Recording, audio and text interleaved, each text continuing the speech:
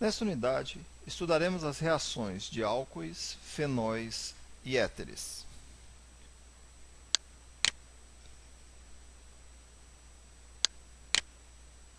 Os álcoois são compostos que possuem um grupo hidroxila e são caracterizados por nomes que terminam com o sufixo -ol.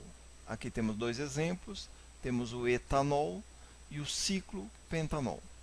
Um grande número desses compostos ocorre naturalmente, ok? Exemplos temos o glandissol, que é um hormônio sexual do macho do besouro que ataca culturas de algodão, o cloranfenicol, que é um potente antibiótico, e o geraniol, isolado de rosas e gerânios. Como vocês podem observar nessas três estruturas, estão destacadas em vermelho as hidroxilas. Portanto, álcoois são encontrados em produtos naturais. Com relação aos fenóis, ele pode ser considerado um tipo especial de álcool, e ele é especial pelo fato de possuir uma hidroxila ligado diretamente a um anel benzênico. Como veremos adiante, esta característica lhe garantirá uma reatividade distinta dos álcoois, que por sua vez também a presença dessa hidroxila influenciará na reatividade do anel benzênico. Os fenóis substituídos são extremamente comuns na natureza e exibem uma variedade de propriedades e funções. Dois exemplos para destacar aqui, temos a dopamina, que é um neurotransmissor que é deficiente no mal de Parkinson. Portanto, as pessoas com mal de Parkinson têm deficiência de dopamina. Destacado aqui em vermelho, podemos identificar a presença do fenol nesse composto. Já o eugenol, também presença destacada em vermelho do grupo fenólico, ele é isolado do cravo e é usado em perfumes e como aditivo flavorizante. Iniciando o estudo da reatividade de álcoois, podemos verificar que ele possui uma acidez associada à presença da hidroxila. Então, a acidez de um composto, de modo geral, pode ser avaliado qualitativamente através da análise da estabilidade de sua base conjugada. Então, nós temos aqui a função álcool, que ao perder um próton, ser desprotonado pela ação de uma base, levará à formação de uma base conjugada. No caso específico de um álcool, essa base conjugada é chamada de alcóxido e vai apresentar uma carga negativa sobre o átomo de oxigênio. Esta carga negativa sobre o átomo de oxigênio ela é mais estável que a carga negativa sobre um átomo de carbono ou nitrogênio e, por sua vez, é menos estável do que uma carga negativa sobre um halogênio. Então, aqui podemos avaliar a estabilidade relativa de diferentes bases conjugadas. Aquela advinda de um alcano, aquela advinda de uma amina, um alcóxido e um halogeneto. Então, podemos ver que há um aumento da estabilidade dessa base conjugada à medida que percorremos da esquerda para a direita.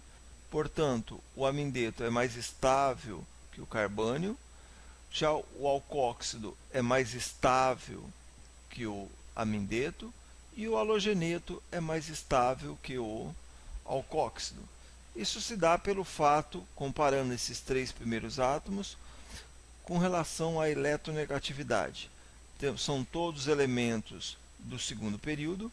Quanto maior a eletronegatividade desse átomo, maior é a sua habilidade de suportar uma carga negativa. Consequentemente, o oxigênio, por ser mais eletronegativo que o nitrogênio, estabiliza essa carga negativa mais facilmente do que o nitrogênio, que por sua vez o faz mais facilmente do que o carbônio.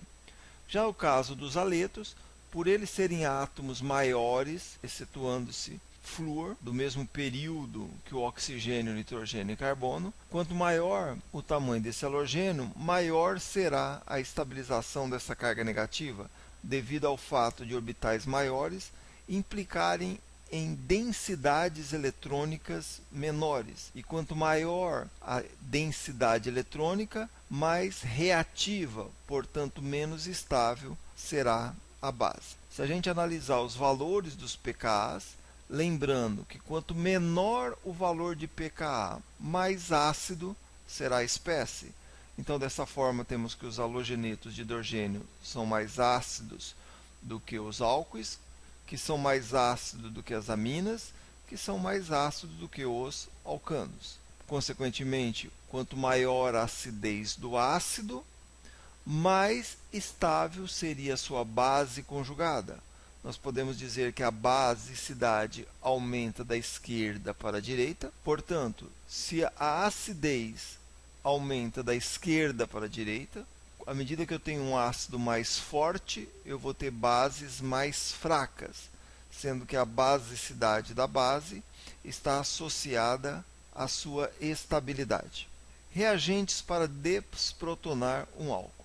Existem duas formas comuns para você desprotonar um álcool e formar, consequentemente, um íon alcóxido. A primeira dessas formas, você pode utilizar uma base forte. Essa base pode ser o hidreto de sódio, Na+H-, porque o íon hidreto desprotona esse próton e gera o gás hidrogênio, que é liberado para o meio. Consequentemente, o alcóxido formado formará um par iônico com o sódio, levando à formação do etóxido de sódio. Alternativamente, a segunda forma de você desprotonar um álcool é utilizar metais alcalinos, que muitas vezes é considerado mais prático. Esses metais alcalinos podem ser o lítio e os mais comuns, o sódio ou potássio.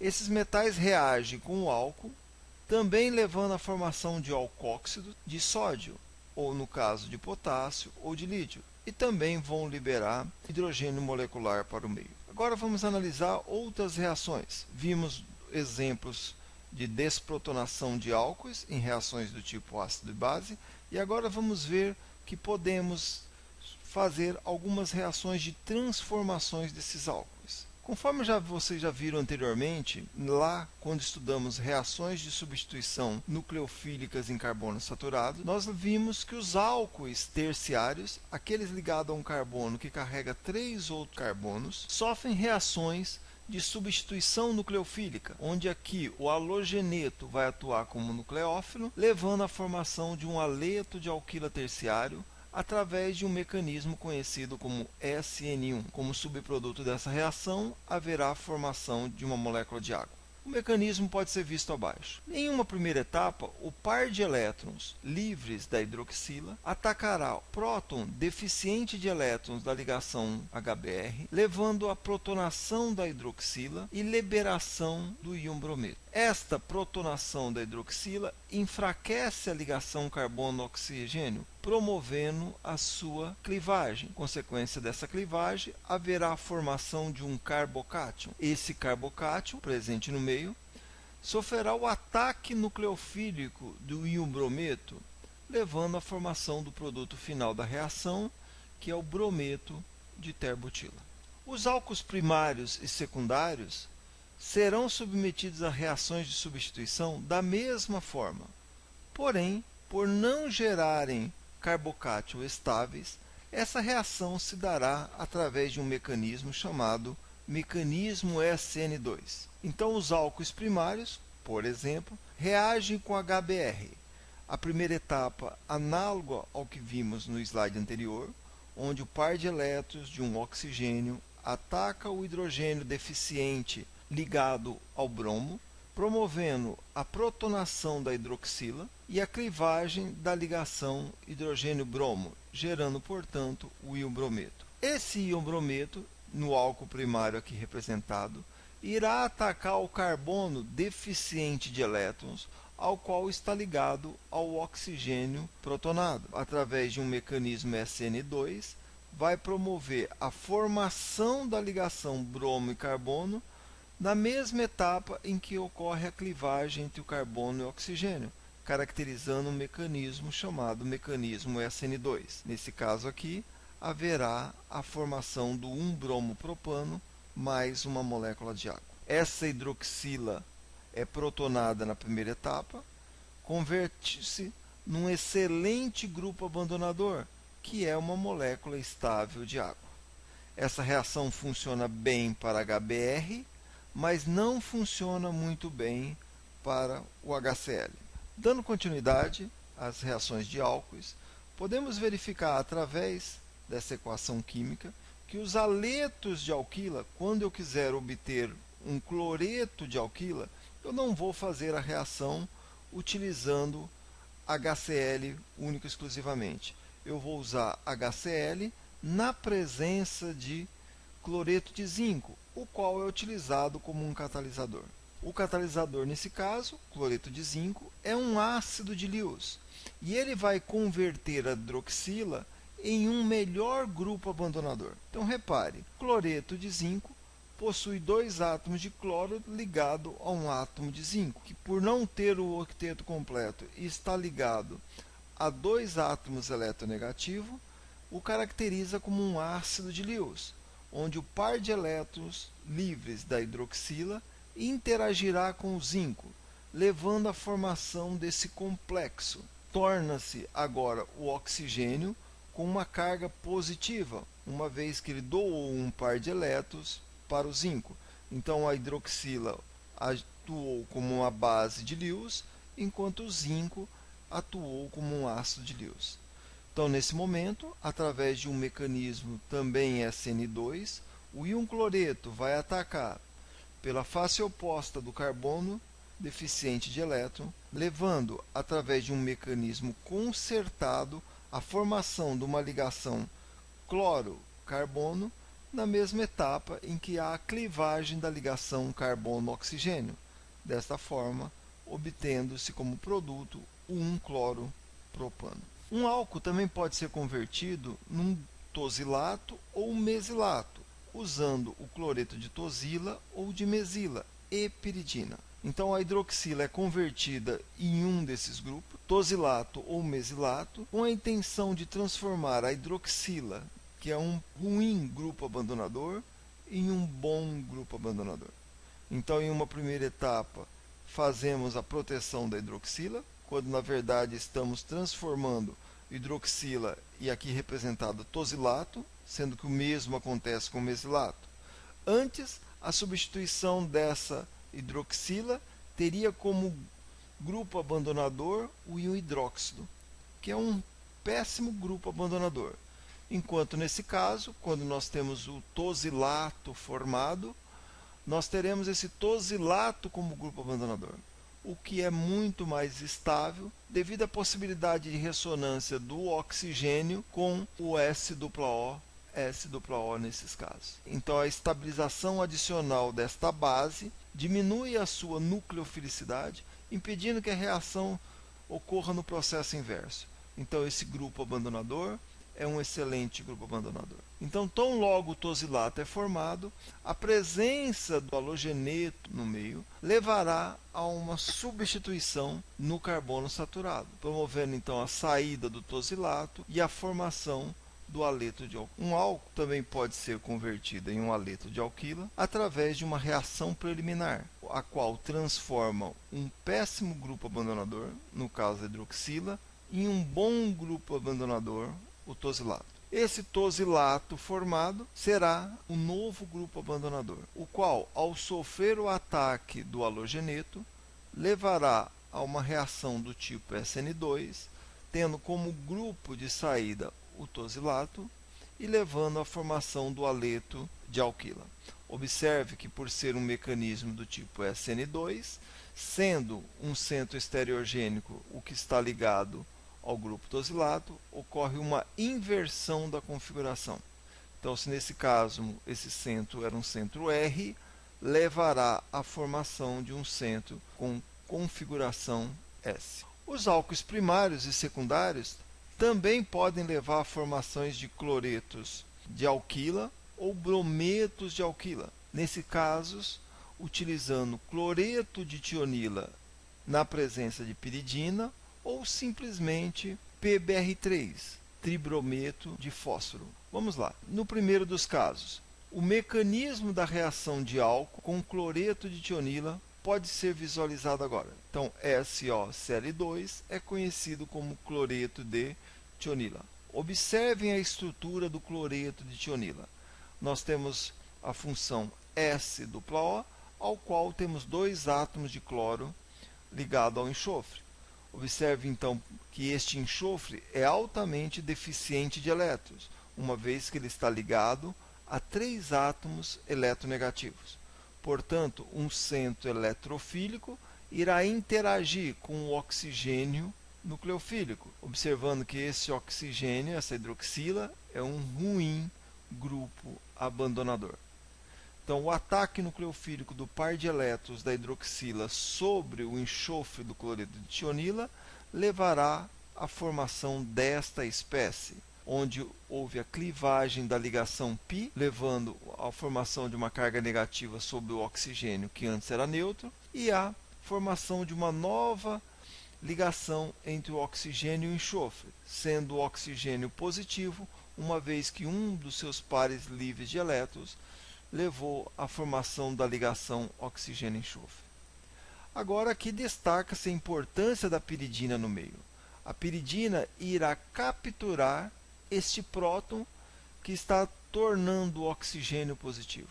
Ao capturar esse próton através da utilização do pares de elétrons livres do nitrogênio, o par de elétrons que era compartilhado entre o hidrogênio e o oxigênio passará exclusivamente ao oxigênio, neutralizando a carga positiva do mesmo e levando à formação do íon piridínio. Num mecanismo consertado, o íon cloreto no meio promoverá um ataque ao carbono eletrofílico, levando à clivagem da ligação carbono-oxigênio. Esse par de elétrons é movimentado de forma a formar uma ligação S-O, com consequente clivagem da ligação enxofre-cloro. Consequentemente, teremos a formação aqui de um cloreto de alquila, a formação de dois gases, SO2 e Cl-. Esse Cl-, lembrando que nós temos o íon piridínio aqui, poderá protonar esse Cl-, então temos como subproduto o HCl. Dando continuidade, o mecanismo da reação do álcool com o tribrometo de fósforo tem algumas características semelhantes, incluindo a conversão da hidroxila, que é um ruim grupo abandonador, em um bom grupo abandonador, seguido por um ataque nucleofílico. Então, aqui nesse caso, também o fósforo, elemento da família 5A, está fazendo 3 ligações, mas ele não tem o octeto completo. Ele tem apenas 6 elétrons na sua camada de valência. Por consequência disso, por não ter o octeto completo e estar ligado a 3 átomos eletronegativos, ele vai sofrer o ataque do pares de elétrons livres da hidroxila, especificamente do oxigênio, levando à formação de uma nova ligação oxigênio e fósforo. Então, aqui o fósforo atuando como um ácido de Lewis e originando uma carga positiva sobre o oxigênio. Observe que esse oxigênio positivo atrairá ainda mais os elétrons compartilhados com o carbono vizinho. Portanto, esse centro eletrofílico sofrerá o ataque dos pares de elétrons livres do íon brometo, promovendo uma reação de substituição nucleofílica do tipo SN2. Então, a formação simultânea da ligação carbono-bromo, aqui representada, com a clivagem da ligação carbono-oxigênio, formando esse subproduto na reação. Exercício. Identifique aqui quais seriam os reagentes que você usaria para realizar a seguinte transformação. Veja só, você tem hidroxila transformando num cloreto de alquila, certo? Como nós vimos anteriormente, você não pode simplesmente usar HCl, porque ele não é tão efetivo para transformar uma hidroxila em um aleto de alquila quanto é o HBr. Então, nesse caso, se você for usar o HCl, lembre-se de usar o cloreto de zinco como um catalisador para essa reação. Outra possibilidade seria a rota número 2, aqui representada pelo meio, onde primeiramente você está utilizando o cloreto de tosila em piridina. Lembre-se que esse PY é a representação em inglês da molécula piridina. Você transforma numa etapa inicial a hidroxila em um tosilato, portanto você está transformando um péssimo grupo abandonador em um bom grupo abandonador. E no segundo momento você adiciona excesso de cloreto de sódio, onde o cloreto, a parte aniônica do sal, atuará como um elemento nucleofílico, substituindo o tosilato formado com inversão de configuração. Ou, por fim, você também poderia utilizar o cloreto de tionila, conforme mecanismo demonstrado há 2 slides atrás. Então, são 3 possibilidades para transformar uma hidroxila em um cloreto de alquila. Como houve inversão de configuração, os 3 mecanismos ocorreram através de um mecanismo denominado SN2. Depois de falar das reações de transformação de álcoois em aletos de alquila, vamos estudar agora um pouco das oxidações de álcoois. Esses álcoois podem ser oxidados, levando à formação de aldeídos, cetonas ou ácidos carboxílicos. Então, o resultado da oxidação poderá levar a um aldeído, cetona ou ácido carboxílico, dependendo do álcool de partida em questão. Lembrando que os álcoois podem ser primários, secundários ou terciários. Consideremos em primeiro lugar aqui a oxidação de um álcool primário. Então, esse álcool primário possui 2 átomos de hidrogênio ligados ao que chamamos de carbono alfa. O carbono alfa é aquele carbono ao qual está ligado diretamente a hidroxila. Então, numa primeira etapa de oxidação, esse álcool primário será oxidado a um aldeído. Então, repare que oxidação, nesse caso, é sinônimo da abstração de 2 átomos de hidrogênio, aquele ligado ao oxigênio da hidroxila e um dos hidrogênios chamados hidrogênios alfa. Então, nesse primeiro momento, a abstração desses 2 hidrogênios e a formação de uma nova ligação entre o carbono e o oxigênio levará à formação de um aldeído. Esse aldeído presente no meio, ainda na presença de agente oxidante, poderá levar agora a uma segunda etapa oxidativa, onde, nesse caso, o oxigênio se inserirá entre o carbono e o hidrogênio, levando à formação de um ácido carboxílico. Então, repare, apenas para citar o que está escrito no slide. Note que um álcool primário tem 2 hidrogênios alfa. Como resultado, os álcoois primários podem ser oxidados 2 vezes. A primeira oxidação produz um aldeído, enquanto a segunda oxidação transformará esse aldeído recém-produzido em um ácido carboxílico. No caso da oxidação de álcoois secundários, esses álcoois secundários têm apenas um próton no carbono alfa, de modo que só podem ser oxidados uma vez e formar uma cetona. Então, observe que, nesse caso, a abstração do hidrogênio alfa e do hidrogênio ligado diretamente ao oxigênio da hidroxila resultará na formação de uma cetona, a qual, por não possuir hidrogênios alfa, não poderá ter uma etapa adicional oxidativa. Como consequência, cetonas serão produzidas a partir de álcoois secundários. Os álcoois terciários, por sua vez, não possuem nenhum próton na posição alfa e, como resultado, geralmente não sofrerão nenhum tipo de reação.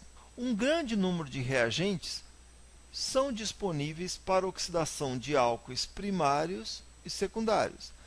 O reagente oxidante mais comum é o ácido crômico, cuja fórmula molecular é H2CrO4, que pode ser formado a partir da reação do trióxido de cromo ou a partir do dicromato de sódio em solução aquosa ácida. Então, repare, o trióxido de cromo ou o dicromato de sódio em condições ácidas, aqui usando a acetona como solvente e aqui água, ambos levam à formação do ácido crômico, que é o reagente que atuará na oxidação desses álcoois. Então, o mecanismo dessa oxidação, utilizando o ácido crômico, tem 2 etapas principais. Na primeira etapa, envolve a formação de um éster, quando ocorre a combinação de uma hidroxila com o ácido crômico. É uma reação rápida e reversível, levando à formação de um éster um éster cromato. Esse éster cromato, por sua vez, sofrerá o ataque de uma molécula de água em um mecanismo caracterizado como E2, levará à formação da espécie oxidada. Dependendo da identidade de R, poderemos ter aqui a formação de um aldeído ou de uma cetona.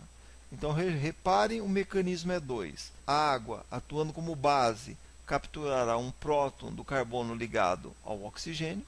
Esse par de elétrons que antes era compartilhado com o carbono levará à formação de uma nova ligação π entre o carbono e o oxigênio, promovendo a clivagem da ligação entre o oxigênio e o cromo.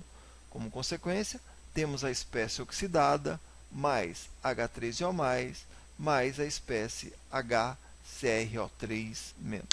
Quando um álcool primário é oxidado com um ácido crômico, um ácido carboxílico vai ser obtido. Essa reação é difícil de controlar, então é difícil de isolar o aldeído, porque o aldeído, tão logo é formado no meio através do processo oxidativo do álcool primário, esse aldeído, na presença de agentes oxidantes, levará à formação do ácido carboxílico. Todavia, se eu quiser produzir um aldeído como um produto final, eu não poderei usar o ácido crômico. Seria necessário utilizar um agente oxidante mais seletivo, capaz de reagir com o álcool, mas incapaz de reagir com o aldeído resultante da oxidação do álcool. Muitos reagentes são disponíveis para essa função, incluindo o clorocromato de piridínio, também conhecido como PCC, o qual é formado a partir da reação de piridina, trióxido de cromo e ácido clorídrico. Então aqui temos a estrutura do PCC, clorocromato de piridínio. Este é um agente oxidante capaz de produzir aldeídos a partir de álcoois e incapaz de oxidar esse aldeído recém-produzido no ácido carboxílico subsequente. Quando o PCC é usado como agente oxidante, um aldeído é produzido como esse produto principal. Então, nessas condições, só repetindo para frisar bem, o álcool leva à formação do aldeído e esse aldeído não é oxidado para o ácido carboxílico. Portanto, agora temos duas estratégias sintéticas usando diferentes agentes oxidantes. Álcoois secundários, por sua vez, sob condições oxidantes, sempre serão oxidados apenas uma vez para formar cetonas. Então, esse álcool secundário pode ser oxidado com ácido crômico ou PCC. Ambos levarão à formação da cetona. O dicromato de sódio é mais barato, mas o PCC é mais brando e muitas vezes ele é preferido quando outros grupos funcionais estão presentes no composto. Imagine que você tem um grupo multifuncional. Esse agente, por ser um agente oxidante muito forte, ele poderá levar a reações de oxidação indesejáveis. Enquanto o PCC, por ser mais brando, ele pode atuar mais seletivamente na hidroxila desejada, levando a uma oxidação esperada. Vamos analisar agora as reações de oxidação de fenóis.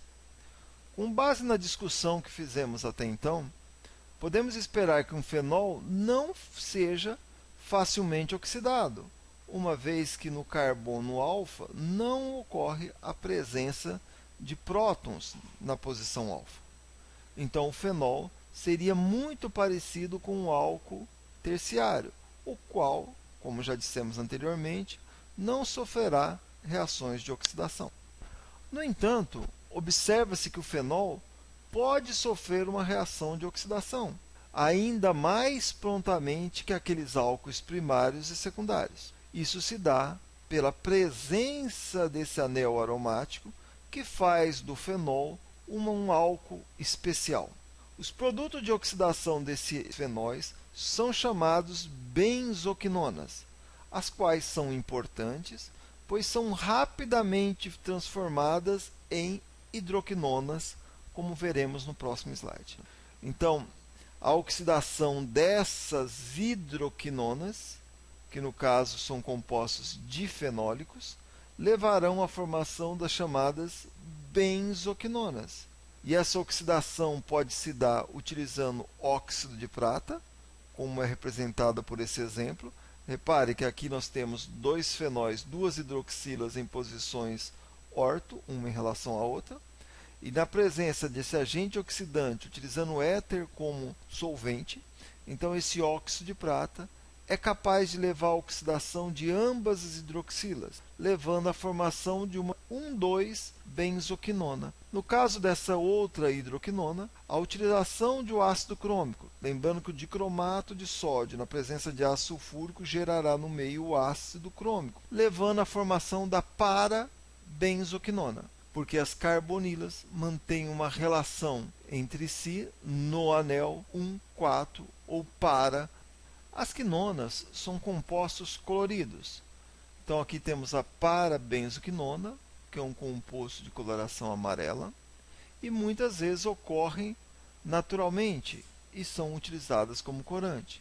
Por exemplo, a lisarina é um pigmento vermelho extraídos a partir de raízes de uma planta. Então temos aqui dois exemplos de benzoquinonas, as quais podem ser obtidas a partir da oxidações de compostos difenólicos, onde teríamos um anel aromático com duas hidroxilas que foram oxidadas, levando à formação dessas duas cetonas. Outro exemplo de quinona importante é a vitamina K.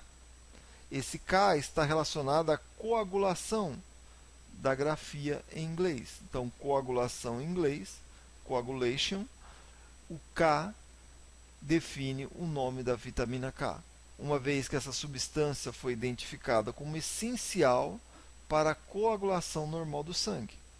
Então, aqui novamente a vitamina K, observamos a presença de uma quinona, no caso uma benzoquinona. Dando continuidade às reações de fenóis, vamos estudar agora as reações nomeadas de acilação de fenóis. O anel aromático é visto como um grupo funcional rico em elétrons, porque ele possui 6 elétrons π ressonando dentro deste anel e, portanto, é capaz de sofrer uma variedade de reações. Como nós já vimos anteriormente em reações de compostos aromáticos, esses anéis aromáticos podem sofrer ou reações de substituição eletrofílica aromática ou reações de substituição nucleofílica aromática. Em alguns casos, todavia, mesmo com a presença desta região rica em elétrons, será o oxigênio que reagirá. Esses fenóis, na presença de agentes acilantes, tais como os cloreto de acila e anidridos acéticos, podem reagir com os fenóis, seja no anel aromático, promovendo uma reação de C-acilação, tal como as reações de acilação de Friedel-Crafts, ou essa acilação poderá ocorrer no oxigênio. Então, temos aqui dois tipos de acilação. Quando a acilação ocorre no anel aromático, dizemos que é um produto de C-acilação, por o grupo acila foi inserido no carbono. Quando o produto de acilação ocorre no oxigênio da hidroxila do fenol, dizemos que é um produto da O-acilação. Na presença de Lewis, ocorrerá a C-acilação. Na ausência do ácido de Lewis, levará à formação de O-acilação. Revisando o que acabamos de dizer, o fenol temos uma região rica em elétrons, que pode propiciar a ocorrência de reações chamadas reações de substituição eletrofílica aromática, onde um dos seus hidrogênios poderá ser substituído por um eletrófilo. Ou, por outro lado, a hidroxila poderá promover a reação de substituição nucleofílica no grupo carbonílico, levando à substituição, aqui no caso do íon cloreto ou do íon carboxilato, e levando à formação de ésteres. Então, a formação desse éster é conhecida como produto de uma O-acilação. A ocorrência de uma C-acilação ou O-acilação será determinada pela presença ou ausência de ácido de Lewis. Quando o ácido de Lewis estiver presente, ocorrerá preferencialmente a formação do produto da C-acilação. Na ausência de ácido de Lewis, o produto originado será aquele derivado da formação pela O-acilação. Exemplo de uma O-acilação. Então, o cloreto de octanoíla na presença de fenol, ocorrerá aqui uma substituição nucleofílica do carbono acílico, levando a deslocamento, a substituição do átomo de cloro. Consequência disso, temos a formação de um éster. Então, carbono deficiente em elétron por estar ligado a um átomo de oxigênio e um cloro. Então, nós temos aqui um carbono eletrofílico, que pode sofrer o ataque de um nucleófilo, no caso, os pares de elétrons do oxigênio, levando à formação de ésteres através da substituição desse íon cloreto pelo nucleófilo. A oscilação de fenóis com anidridos acéticos pode ser convenientemente catalisada de duas formas. Você pode aumentar a eletrofilicidade do anidrido adicionando algumas gotas de ácido sulfúrico. Então, este oxigênio ou este oxigênio, ao ser protonado, levará a um aumento da eletrofilicidade do carbono, que sofrerá o ataque do nucleófilo. Então, dessa forma, a protonação dos átomos de oxigênio por a presença de ácidos no meio aumentará a eletrofilicidade do carbono, favorecendo o ataque do oxigênio da hidroxila sobre esse carbono. A segunda forma de você aumentar a reatividade será aumentar a nucleofilicidade do fenol. Então, nesse caso, você não usará um ácido, você usará uma base. Essa base abstrairá os prótons fenólicos, levando à formação de fenóxidos. Esses fenóxidos, por possuírem cargas negativas sobre os átomos de oxigênio, são nucleófilos mais fortes.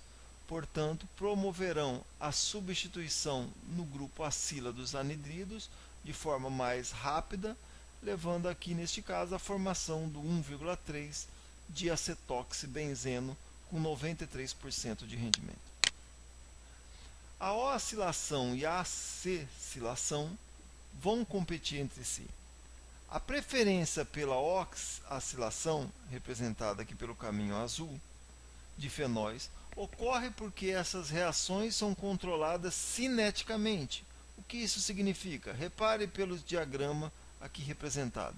Nós temos o nosso fenol mais o agente acilante.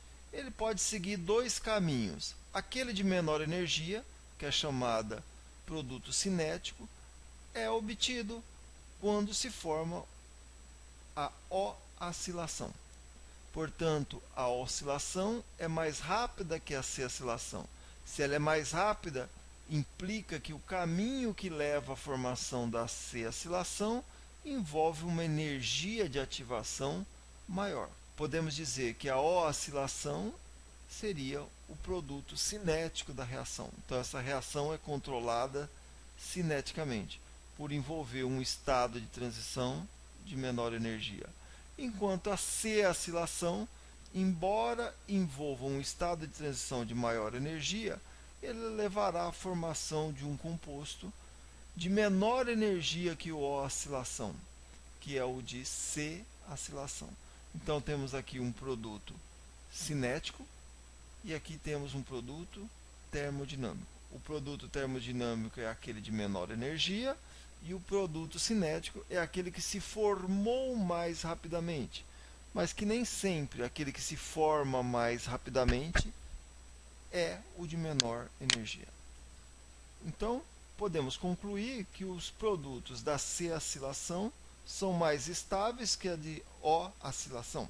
Portanto, podemos concluir que os produtos da C-acilação são mais estáveis, de menor energia, do que aqueles de oscilação.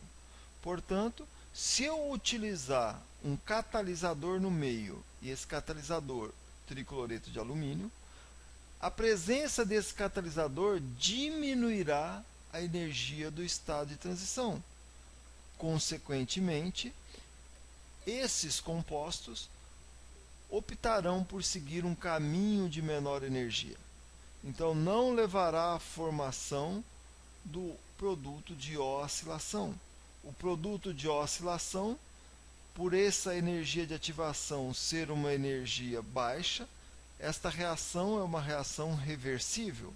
Então, embora ele se forme rapidamente, essa reação pode ser reversível e quando ele volta para o estado inicial, a presença de AlCl3 proporciona um novo caminho reacional envolvendo um estado de transição de menor energia ainda.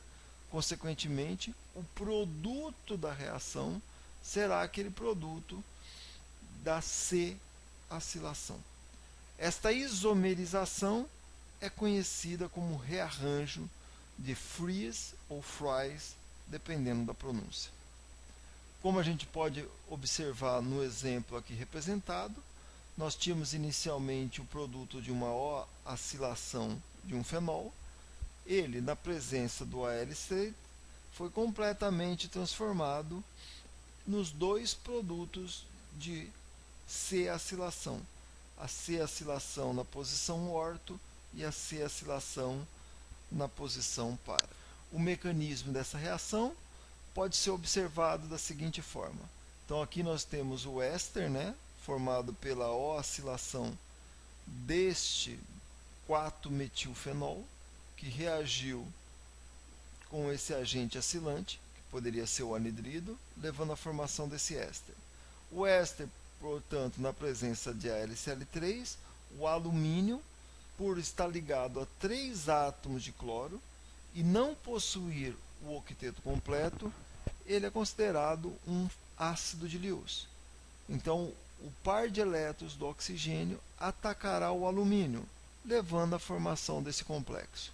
Observe que, embora o oxigênio esteja positivo e o alumínio esteja negativo, todos os átomos desse complexo possuem o octeto completo, diferentemente dos reagentes precursores. A movimentação de elétrons do par de elétrons do oxigênio da carbonila leva à formação de uma tripla ligação, com consequente clivagem da ligação entre o carbono e o oxigênio, liberando no meio a espécie aqui indicada e formando no meio o íon acílium. Esse íon acílio nós já falamos sobre ele quando estudamos as reações de substituição eletrofílica aromática, especificamente as reações de acilação de Friedel-Crafts. Portanto, esse agente acilante no meio sofrerá o ataque dos pares de elétrons π do anel aromático, levando à formação desse intermediário. A captura do próton pelo íon cloreto restabelecerá a aromaticidade do anel e consequente clivagem da ligação carbono-oxigênio para neutralizá-lo. Numa etapa subsequente, ocorre a captura do hidrogênio do ácido clorídrico por esse par de elétrons, com a liberação no meio do AlCl3, que por ser um catalisador, lembre-se, o catalisador entra, participa da reação e tem como característica, na etapa final, ser liberado, ser regenerado para poder iniciar novamente o processo e a reação. Então, dando sequência às reações de fenóis, vamos estudar agora uma reação chamada carboxilação de fenóis. Dando continuidade às reações de fenóis, vamos estudar agora as reações conhecidas como carboxilação de fenóis. Então, esta reação de carboxilação levará a alguns produtos interessantes. Vejamos. O aril éster mais conhecido é o ácido ortoacetilsalicílico, conhecido mais popularmente por aspirina ou simplesmente pela sua sigla AAS, de ácido acetil salicílico. O ácido acetil salicílico é preparado pela acetilação da hidroxila fenólica. Então, como acabamos de ver, nós podemos ter aqui o exemplo de uma O-acilação. E colocando ácido no meio, algumas gotas de ácido, essa presença desse ácido vai aumentar a eletrofilicidade do carbono, que sofrerá o ataque nucleofílico do oxigênio. Portanto, temos aqui a formação da aspirina, do ácido ortoacetil salicílico, a partir da reação do ácido salicílico, que nada mais é do que o ácido benzoico com uma hidroxila na posição 2, ou um fenol com uma carboxila na posição 2. Em ambas as formas de observação, o resultado é o mesmo, levará à formação da aspirina. Portanto, o produto-chave da síntese da aspirina é o ácido salicílico, que sofrerá a oscilação. Então, esse composto-chave, o ácido salicílico, é preparado a partir do fenol, por um processo que foi descoberto no século XIX por um químico alemão chamado Hermann Kolbe. Nessa síntese, conhecida como síntese de Kolbe, também conhecida como reação de Kolbe-Schmitt, o íon fenóxido, lembre-se, o fenol, ao reagir com hidróxido de sódio numa reação de ácido-base, levará à formação do íon fenóxido. Esse íon fenóxido vai reagir com CO2, levando à formação do salicilato de sódio. Esse íon salicilato, a presença de um ácido, levará à formação de um ácido carboxílico. O mecanismo dessa reação, da síntese de Kolbe, pode ser visto neste slide. Então, na primeira etapa, nós tínhamos lá o fenol. O fenol, ao reagir com hidróxido de sódio através de uma reação ácido e base, levou à formação de o fenóxido de sódio. Este íon fenóxido possibilita a deslocalização do pares de elétrons do oxigênio por todo o anel aromático, como representado por essas formas de ressonância. Então, é uma estrutura, uma espécie altamente estável devido a esse número de estruturas de ressonância. A deslocalização da carga negativa em direção ao anel resultará na formação de uma carga negativa no carbono vizinho. Aqui representado então que o pares de elétrons π, ao ser clivado pela formação da ligação dupla carbono-oxigênio, então esta carga negativa sobre esse carbono fará desse carbono um centro altamente nucleofílico. Então, o ataque desse carbono nucleofílico sobre o carbono eletrofílico da molécula de CO2 levará à formação dessa espécie, que é uma ciclohexadienona intermediária, ok? Que esta espécie intermediária estará em equilíbrio, sendo que o equilíbrio é favorável em direção à espécie à direita. A regeneração da aromaticidade do anel aromático levará à formação do fenol e do íon carboxilato. Então, portanto, ocorrerá uma migração desse próton para esta posição. Tão logo o par de elétrons que estavam compartilhados entre o carbono e o hidrogênio regenere o anel aromático, ocorrerá consequentemente a clivagem da ligação carbono-oxigênio, levando à formação do fenóxido. Então, esse fenóxido será protonado pelo próton, levando à formação desse íon salicilato, que obviamente, ao ser protonado numa etapa subsequente, levará à formação do ácido salicílico. A síntese de Kolbe-Schmitt é um processo de equilíbrio governado por um controle termodinâmico. A posição de equilíbrio sempre favorecerá a formação da base mais fraca. Então, entre o fenóxido e o carboxilato, sabemos que o carboxilato é a base mais fraca, então, consequentemente, esses produtos serão os produtos mais estáveis. O controle termodinâmico também é responsável pela substituição preferencial na posição orto sobre a posição para. Então, das duas possibilidades, aquela da interação da carga negativa na posição 2 ou na posição 4, são duas formas de ressonância possíveis para o íon fenóxido. Todavia, quando leva à formação do carboxilato na posição 2, ele possui um valor de Ka bem maior do que nesse caso. Implica de eu ter uma base mais fraca. Então, esta base é mais fraca do que esta outra base. O carboxilato na posição 2 é um carboxilato, uma base mais fraca do que aquele carboxilato ligado na posição 4 do fenol. E isso se dá porque esse íon carboxilato, a carga negativa, pode ser estabilizada através de uma formação de uma ligação de hidrogênio intramolecular, ligação essa que estabiliza essa espécie. Estabilizando o íon carboxilato, o torna mais fraca. Aplicações da síntese de Kolbe. Então, a síntese de Kolbe-Schmitt tem sido aplicado na preparação de outros ácidos hidroxibenzoicos. Então, aqui temos um exemplo.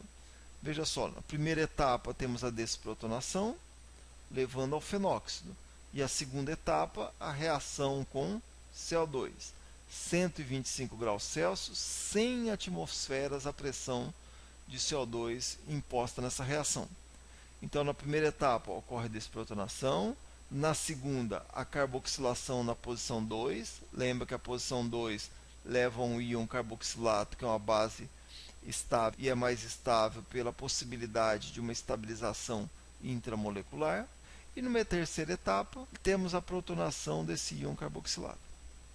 Então, fenóis que carregam grupo retiradores, como aqui é representado pelo grupo nitro, retiradores fortes, normalmente geram produtos carboxilados em baixos rendimentos. Seus ânions fenóxidos são menos básicos e as constantes de equilíbrio para suas carboxilações são menores.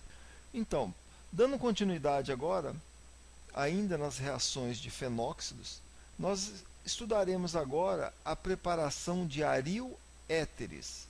A alquilação desse oxigênio da hidroxila, de um fenol, ocorre prontamente quando esse íon fenóxido reage com a letra de alquila. Então vejam bem, o fenol, ao sofrer uma reação com uma base forte, leva à formação de um íon fenóxido. Repare, esse íon fenóxido é um excelente nucleófilo. Então, em reações já estudadas e conhecidas do tipo SN2, esse nucleófilo vai atacar o carbono ligado diretamente ao grupo halogênio, promovendo uma reação do tipo SN2.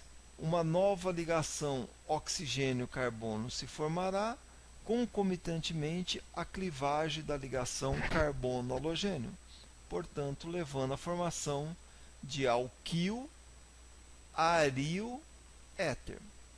Um exemplo dessa reação, temos aqui o fenóxido de sódio na presença do iodo metano, utilizando acetona como solvente e calor.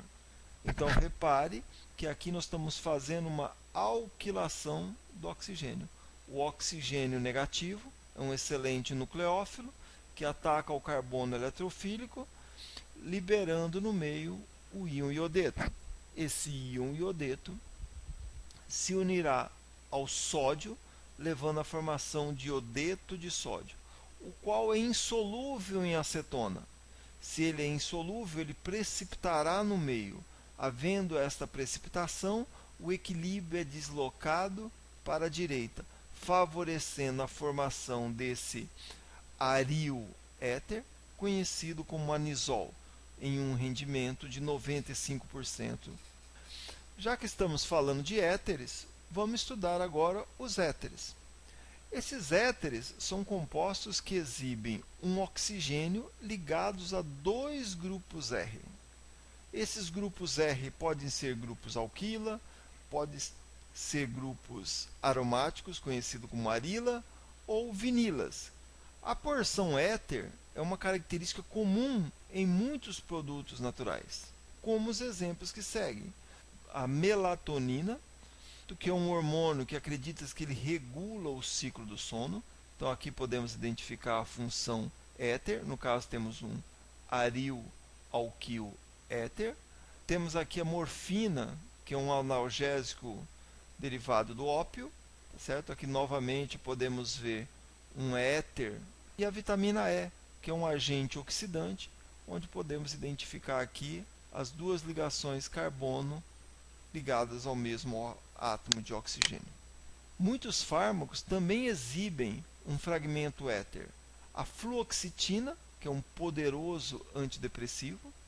Temos aqui também um aril éter, aril alquil éter. Temos o tamoxifeno, que ele inibe o crescimento de alguns tumores de seio, que também é um éter. E temos o propanolol, usado no tratamento de pressão alta. Temos um aril alquil éter. O método industrial para se produzir éteres, nós o temos aqui como exemplo desse método a síntese do dietiléter, que pode ser preparado industrialmente através de uma desidratação do etanol, catalisada obviamente por ácidos fortes, no caso o ácido sulfúrico. Então, através de um mecanismo conhecido como mecanismo SN2, o etanol, em uma primeira etapa, leva à protonação, levando à formação do álcool protonado. Outra molécula de água, através de um ataque nucleofílico do tipo SN2 sobre o carbono ligado diretamente ao oxigênio positivo, portanto, o ataque nucleofílico ao centro mais eletrofílico, promoverá a formação concomitante da ligação carbono-oxigênio e a clivagem da ligação carbono-oxigênio, liberando água no meio, por isso ser uma reação de desidratação, e a formação desse éter dialquílico, protonado obviamente por estarmos em um meio ácido. A transferência desse próton do éter protonado para outra molécula de água levará à formação do dietil éter. Como visto anteriormente, a síntese de Williamson não é somente capaz de produzir aril éteres, ele também pode produzir alquil éteres. Só que nesse caso, utilizaremos como base hidreto de sódio, seguido da reação com o haleto de alquila. Ok?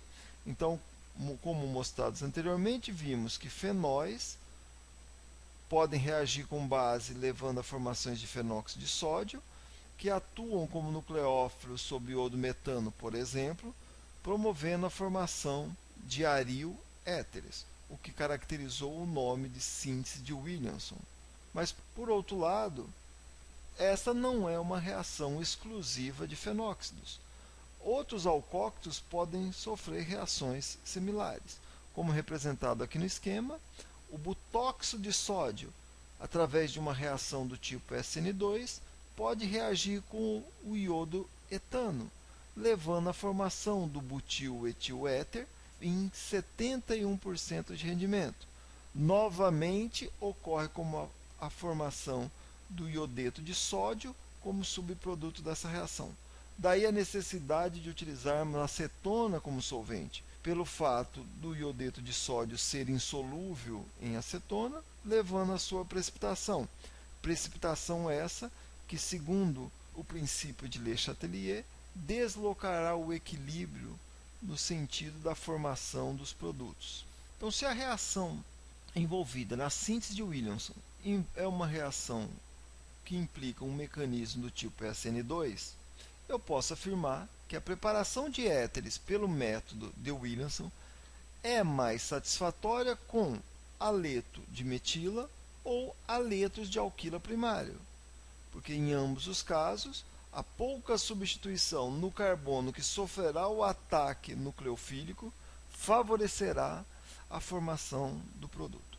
Então, temos um álcool da presença de uma base levará à formação do alcóxido. Esse alcóxido atacará o carbono menos substituído e mais eletrofílico do haleto de alquila, promovendo a formação do dialquil ou diaril éter ou alquil aril éter. Então veja só, primeira etapa, desprotonação do álcool pela presença do hidreto.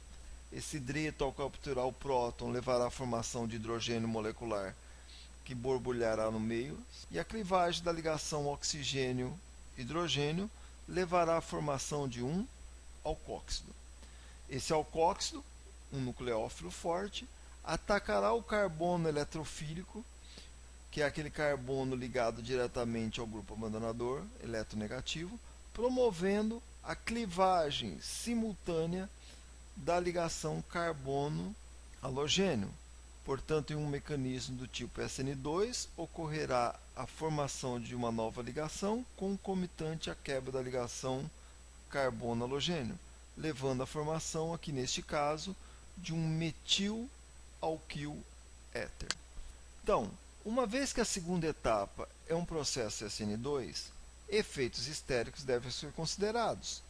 Repetindo e enfatizando, a reação é, portanto, mais satisfatória com haleto de metila, um carbono ligado ao halogênio sem substituintes alquila, ou haleto de alquila primário, é aquele cujo carbono ligado ao halogênio está ligado a apenas um átomo de carbono. Reações com haletos de alquila secundários, o carbono que carrega o grupo halogênio está ligado a dois átomos de carbono, são menos eficientes, porque a eliminação é favorecida sobre a reação de substituição. Já os haletos de alquilo terciário não podem ser utilizados na síntese de Williamson.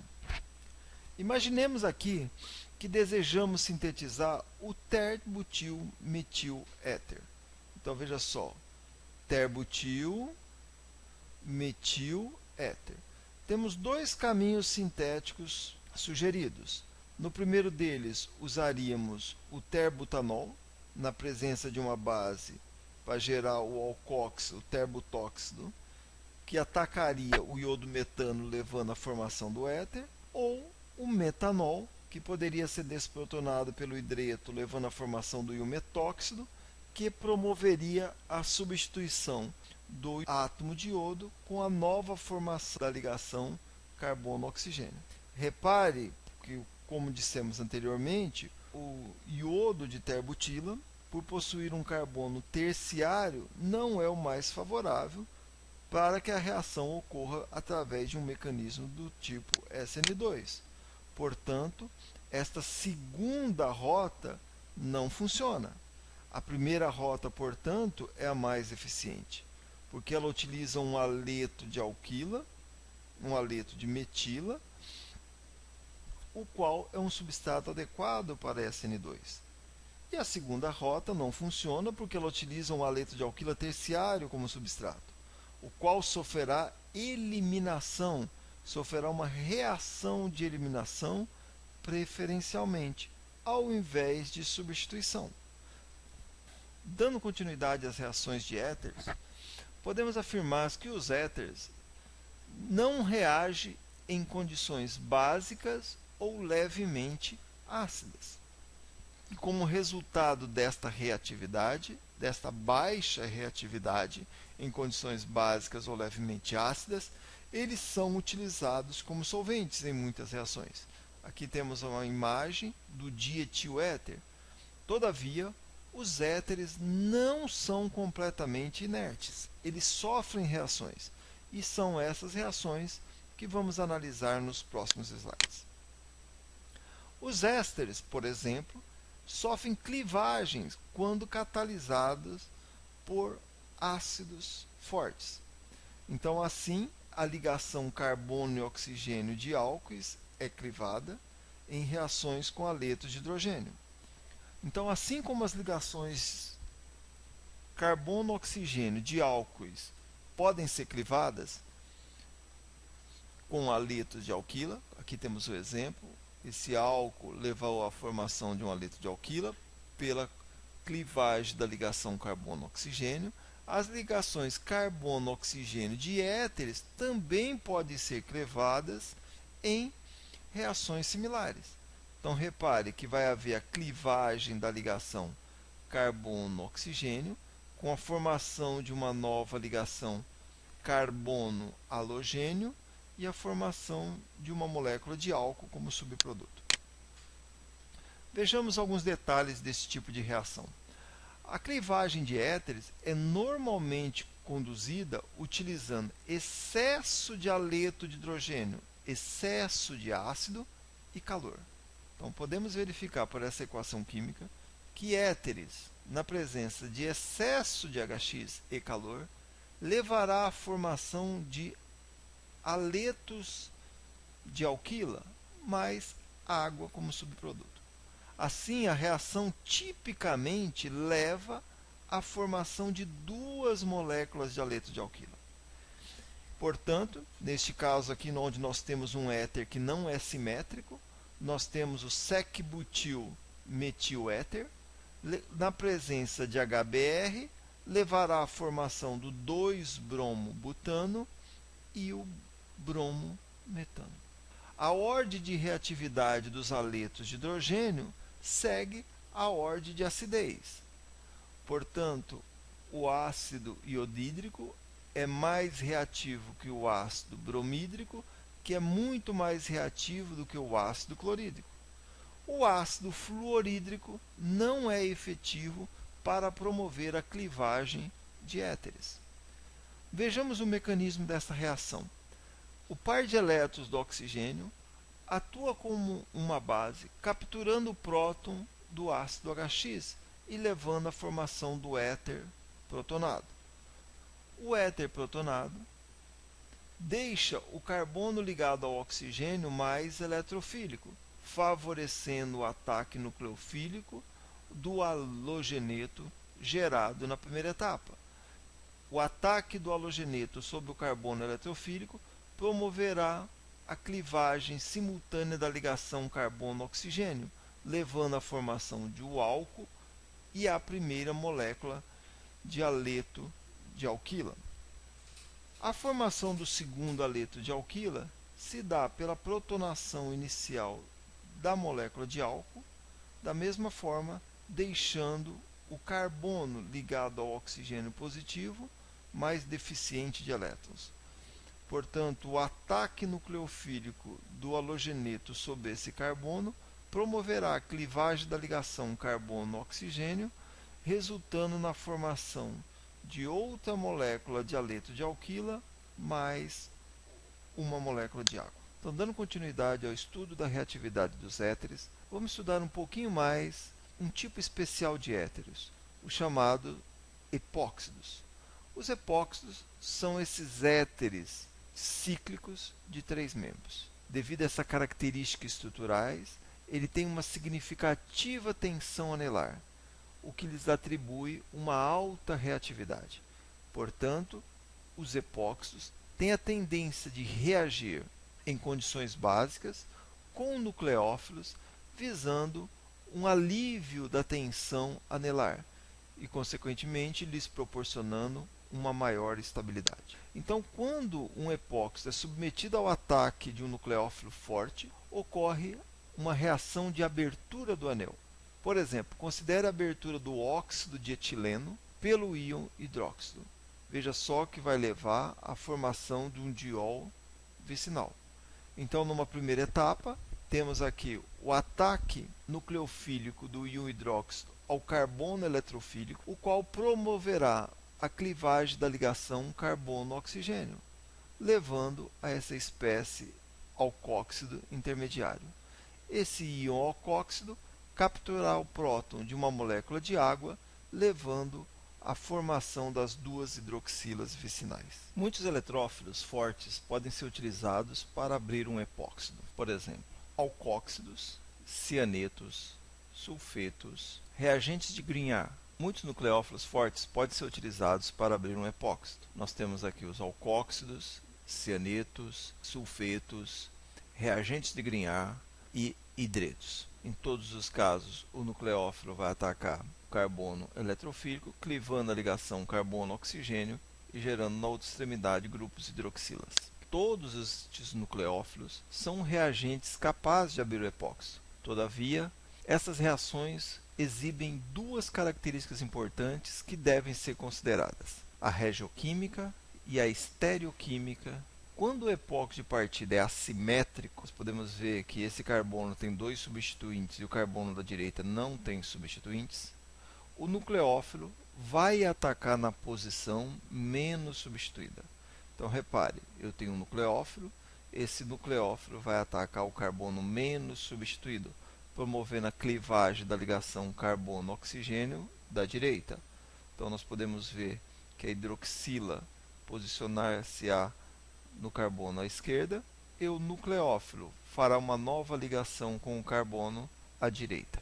Por outro lado, sob condições de catálise ácida, a espécie que é atacada pelo nucleófilo não é o epóxido propriamente, mas seu ácido conjugado. Ou seja, nós temos aqui o epóxido e esse epóxido está protonado pela condição C ácida. Portanto, os centros eletrofílicos, os carbonos, são mais eletrofílicos em meio ácido, uma vez que o oxigênio estando protonado, ele atrai a densidade das nuvens eletrônicas das ligações carbono-oxigênio, deixando os carbonos ainda mais deficientes. Este estado de transição para a abertura do anel tem um caráter de pseudo-carbocátion, uma vez que a quebra da ligação carbono e oxigênio se dá de forma mais avançada em comparação com a nova formação da ligação oxigênio e carbono. Então, embora sejam reações concertadas, elas não ocorrem na mesma extensão. Isto é, a quebra da ligação carbono-oxigênio se dá de forma ligeiramente mais avançada do que a formação da ligação oxigênio-carbono, tendo como resultado uma densidade positiva sobre o carbono, o que nós chamamos de pseudo-carbocátion. Com relação à estereoquímica, quando o ataque ocorre em um centro estereogênico, a inversão de configuração é observada. Então, observe, nós temos aqui um epóxido quiral, tá certo? Então, se o meio, as condições não são catalisadas ácidas, o ataque se dará no carbono menos substituído, ok? Isso define a regioquímica da reação. Mas, por outro lado, temos que observar também que se o epóxido está formado acima do plano, o ataque do nucleófilo se dará pela parte inferior do plano, levando uma ligação carbono-nucleófilo, onde o nucleófilo estará posicionado abaixo do plano.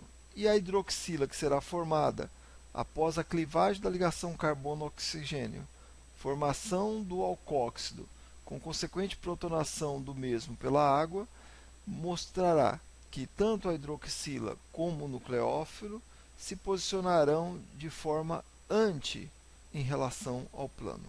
Note que a estereoquímica do outro centro quiral não é afetada pelo processo. Somente o centro que está sendo atacado é que sofre uma inversão de configuração. Então, epóxidos podem ser abertos pelo ataque de agentes nucleofílicos, tais como o reagente de Grignard. Então, relembrando que esse Grignard foi obtido a partir da reação de um haleto de alquila com um magnésio metálico em éter dietílico anidro.